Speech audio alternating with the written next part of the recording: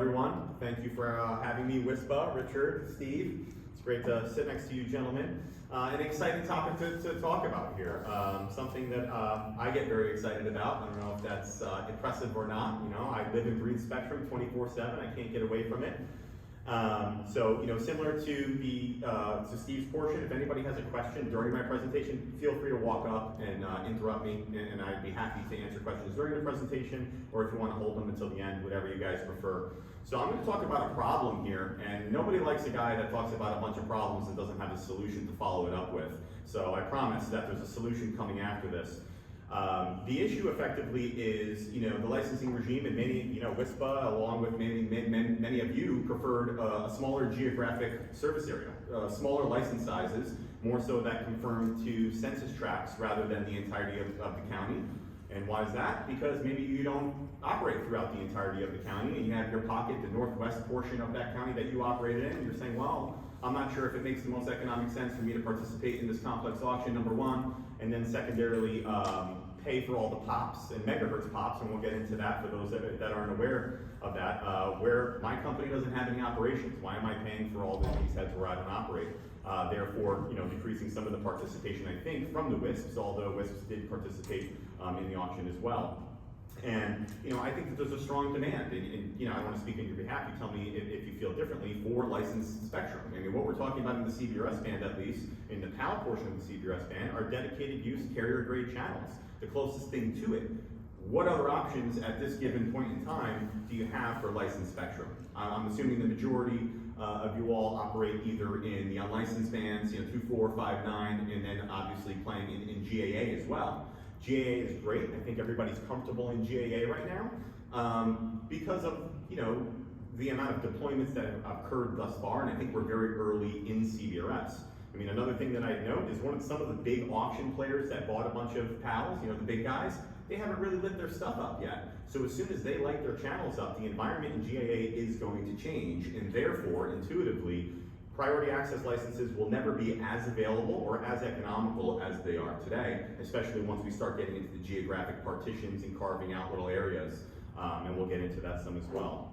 Let me see if I can. So just to land that, how it ended up working out, regardless of what those advocated for and lobbied for, the FCC issued PAL licenses on a county size basis. So as I promised, we have a solution. So basically, matching license holders, and just to give you a little more flavor on that, we're a licensed spectrum brokerage. We connect license holders and spectrum users, and that's what we've done for over a decade now. So that's our prime focus, that's all we do. And I think as it relates to the rules in CBRS and kind of how we're looking at it, and a lot of others are looking at it from this perspective, we have an opportunity, and Steve explained this really well, geographic partitions. Right? Okay, you have this license, it's a county size, and you don't operate throughout the county, so let's perform a geographic partition so you can carve out the northwest portion of that county where your WISP operates, and again, pay for the coverage in which you operate rather than other places that you don't operate, unless you have, you know, a future, you know, growth plan in terms of expanding to those areas. That's another story. In terms of, for the operators, this is a win, because again, you know, you're gonna pay for where you plan to operate. In terms of, you know, some of you in this room may have participated in the auction, and you have PALs yourself, and maybe the same situation, but inverse is, hey, I'm looking to operate, we bought this PAL because we need it, and we want licensed spectrum. We're gonna operate in the northwest portion of the country, therefore, you know, that's where our PPA goes, and maybe in the southwest portion, we're looking to get there in a couple years, so there's our PRA, but then the eastern portion of that county, we're looking to monetize via lease and generate a complementary revenue stream for our company rather than letting it sit fallow, considering we have no plans to operate on it. So I think on the buy side and the sell or lessee side, there are ways to address the issue that I just mentioned on the last slide. So really quick, and I won't spend too much time on this, I mean really, what are the benefits of spectrum, maybe? And more so, what are the benefits of broadband spectrum? You know, I mean, you guys tell me, you know, when you're operating in unlicensed bands, in some areas it works better than others, but you kind of have to share it with your neighbors and competitors, right? It's not all yours. You could be subject to interference, noise levels, so on and so forth. You're sharing, right? It's like a shared office space. You can't, you know, throw a party or a meeting, you know, it's not your office space. You have to share with other people. and it's not dedicated use for your organization. I mean, effectively, and Steve, I'm sure will double down on this. I mean, mid-band especially. And what's the definition of mid-band these days? 1 to 6 it's years? expanded because it turns into a marketing thing. Yeah. Okay. Well, 2 to 6, maybe 2 to 7. Yeah, it's maybe a little longer than I would go, but let's go with that for now. And I mean, the fact of the matter that mid-band is a scarce and finite resource. Like I mentioned earlier in this presentation, there are no other mid-band options that are available today, unless I'm missing something other than CBRS. Maybe something's coming down the pipe.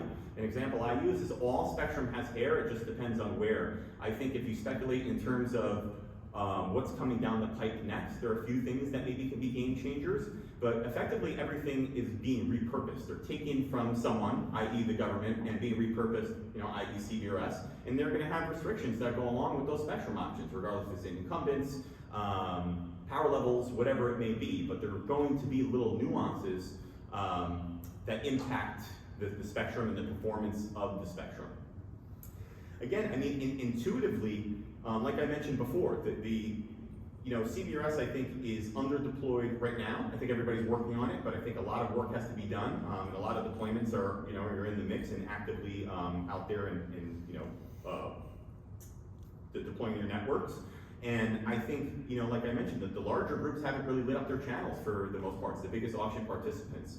So therefore, it's intuitive. You would have to imagine, like I mentioned before, that's going to change the environment. Therefore, GAA is inevitably going to get congested. And I don't know how many years it's going to take. Maybe it's going to be sooner in the urban environments and maybe take a little longer in the rural areas, but it's going to happen one day. And therefore, I mean, the result of that is the PALs become more critical, the demand for PALs increase, and likely as a result of those things, the economics and the value and the price for the PALs are also going to increase along with it. Classic supply and demand, doesn't matter what business you're in, that's how it works, right?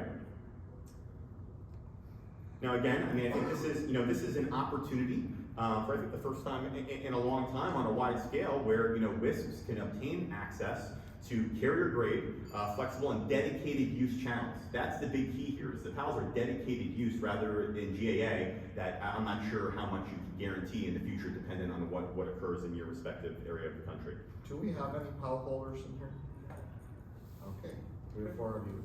And of the rest of you, how many of you are using GAA or CBRS at this point? It's interesting, some of you that put up your hands as PAL holders didn't put up your hands the second time. So what he was talking about in terms of PAL usage, PALs were assigned their frequencies, their initial frequencies in April of this past year. And since that time, a portion of them have begun filing PPAs or PAL protection areas. Until and unless an area is used and filed for a PPA, the frequencies remain GAA, they're opportunistic. So you can use them, they're not leasable in that sense, the PAL holder can lease it out, but while you're not using it and there's not a PPA there and there's not a lease and someone using it actively, it is GAA.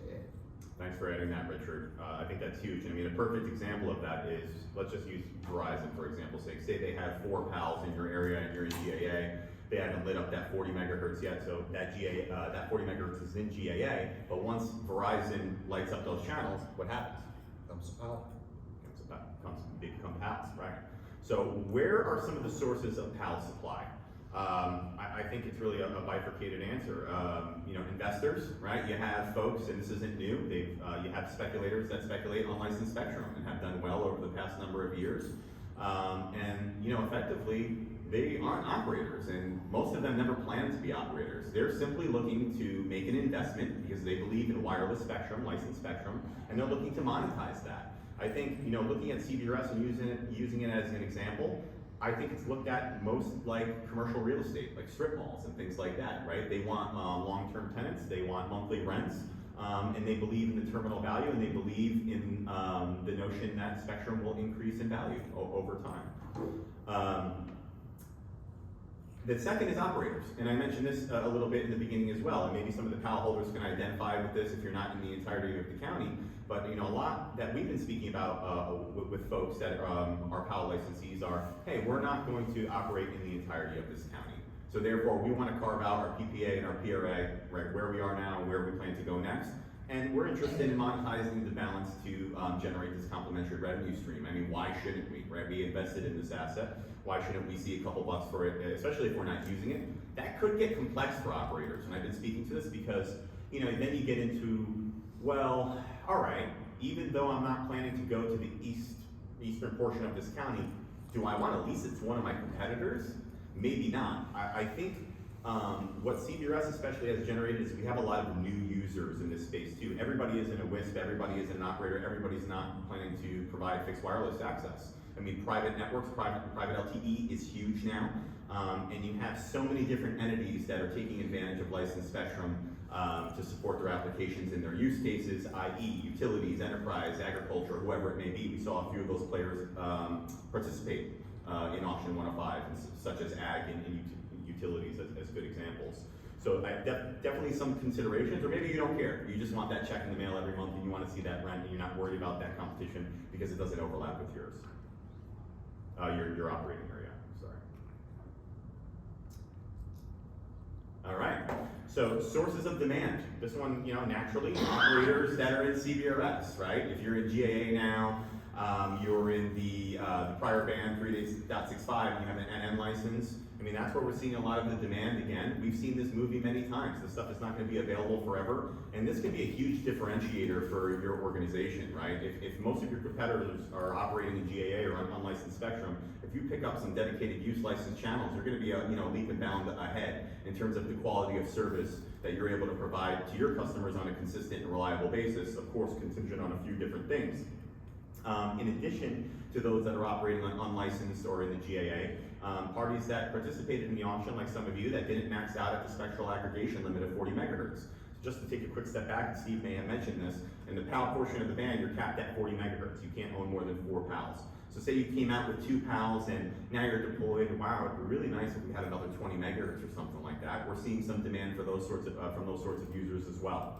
You know, the one nice thing too, and it's not exactly relevant to this slide, and one thing that I like about this band in comparison to the other traditional bands that we've worked with is, let's just use 2.5 for example, right? If you don't have a long term on a 2.5 lease or something like that, you may be reluctant to go out there and spend all that money on that equipment, right?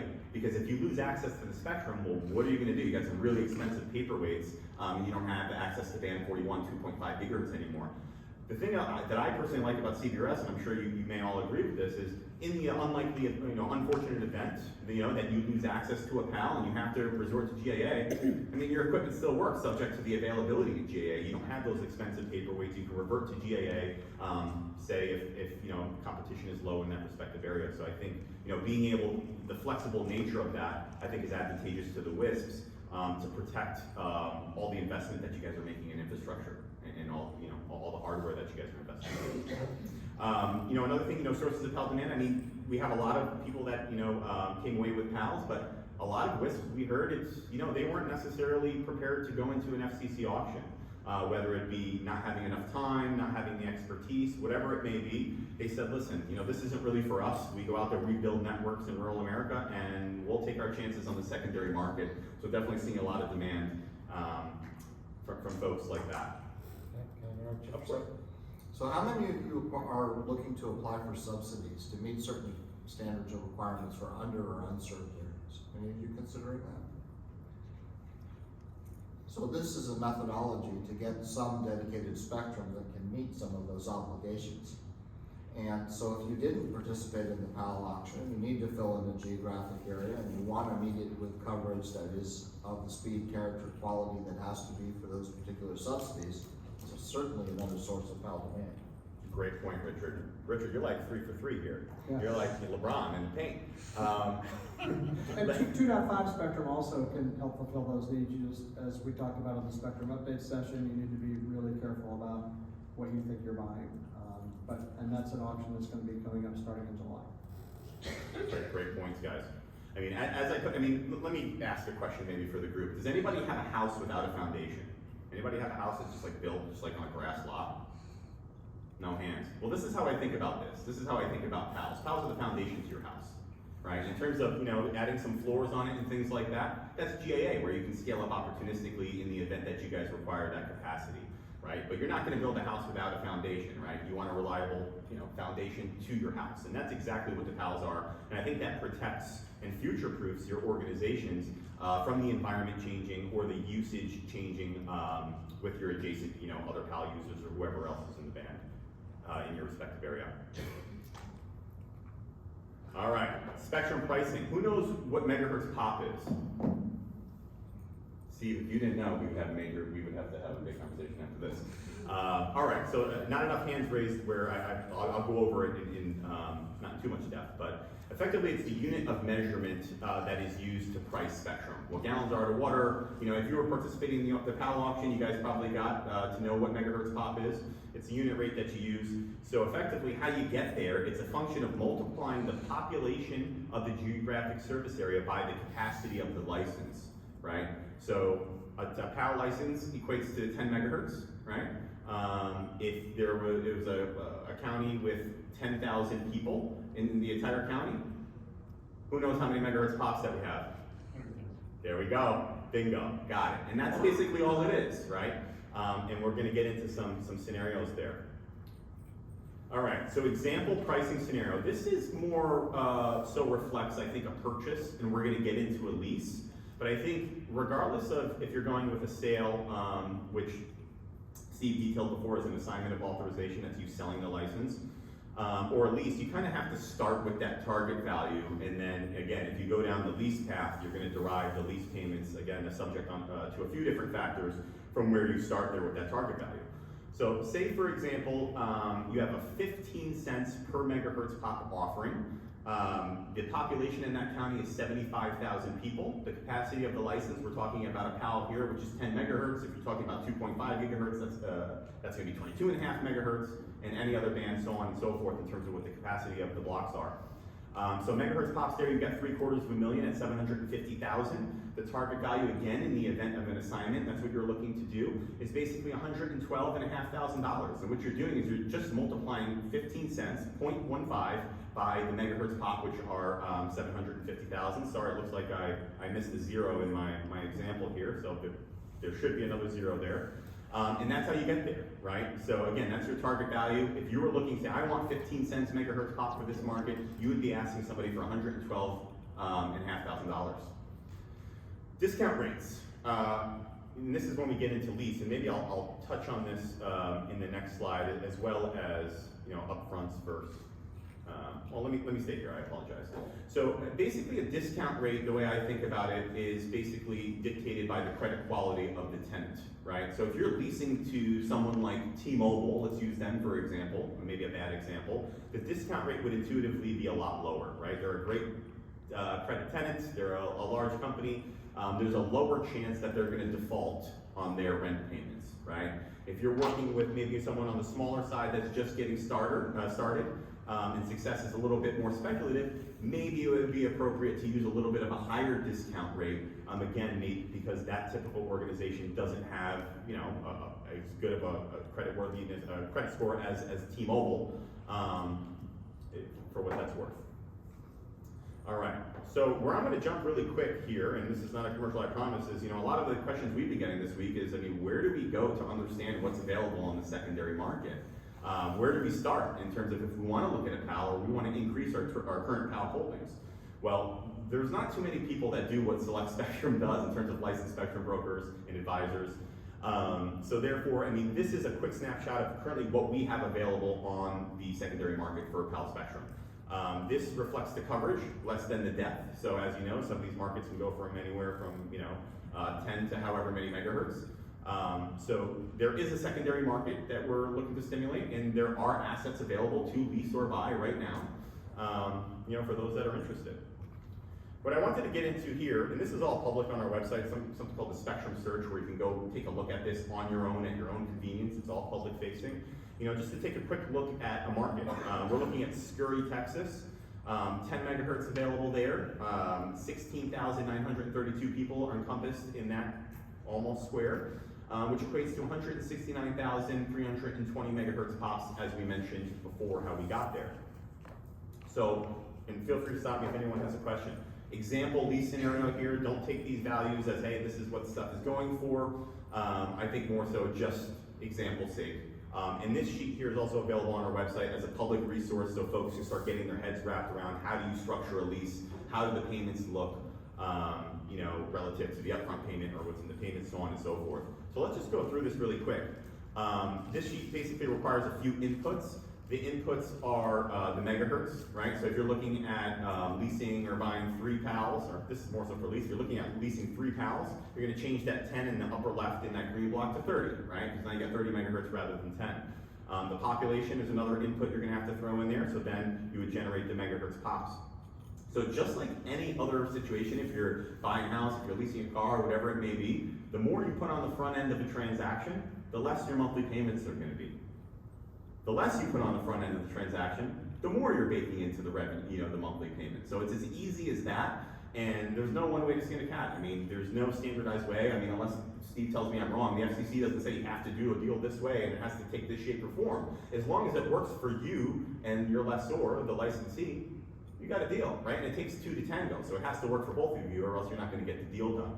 So in this scenario here, this person, we'll call them John, is basically proposing to lease Scurry County at a little over 15 cents megahertz pop, actually closer to 16 cents megahertz pop. They are proposing that they're going to put upfront payment of $5,000.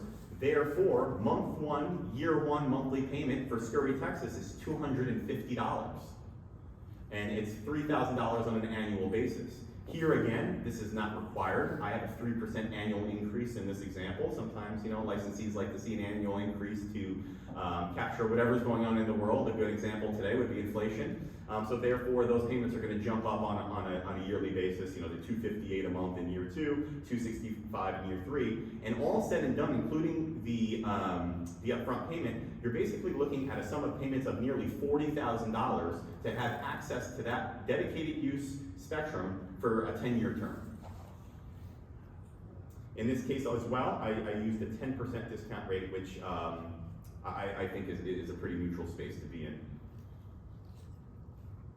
All right, this is a visual, and Steve did a really good job explaining this, and I'll give you guys the visual portion. So let's just imagine one of you that has PALs.